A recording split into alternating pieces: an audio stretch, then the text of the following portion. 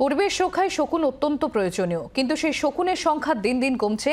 তাই তার সংখ্যা বৃদ্ধিতে নতুন পদক্ষেপ বন দফতরের। কৃত্রিম উপায়ে তা দেয়া হবে ডিমে।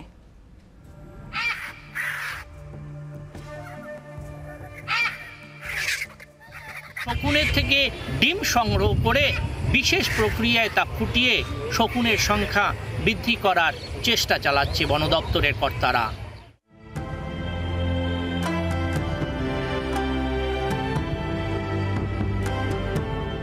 শকুনের সংখ্যা বাড়াতে এবার নতুন পদক্ষেপ বন দপ্তরের। বক্সা ব্যাঘ্র প্রকল্পের রাজা ভাতখাওয়া কেন্দ্রে নিয়ে আসা হয়েছে বিশেষ যন্ত্র। পরীক্ষামূলকভাবে মুরগির ডিম এই যন্ত্রের মাধ্যমে তা দিয়ে সাফল্য পাওয়া গিয়েছে। সেই সাফল্যকে পুঁজি করেই এবার শকুনের ডিমে তা দেওয়া হচ্ছে। লক্ষ্য শকুনের সংখ্যা বাড়ানো।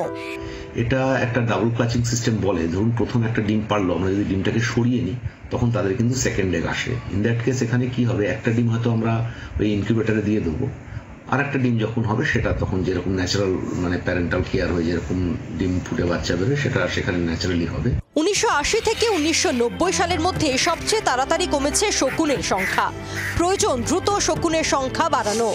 একটি শকুনের 2টি করে বাচ্চা হলে শকুনের সংখ্যা বৃদ্ধি পাবে দ্রুত। এই প্রক্রিয়া সফলতা পেলে শকুন প্রজননের ক্ষেত্রে এক ইতিহাস সৃষ্টি হবে। আলিপুরদুয়ার থেকে তপন দেব, জি24 ঘন্টা। বাংলার আওয়াজ, বাঙালির আবেগ, জি24 ঘন্টা।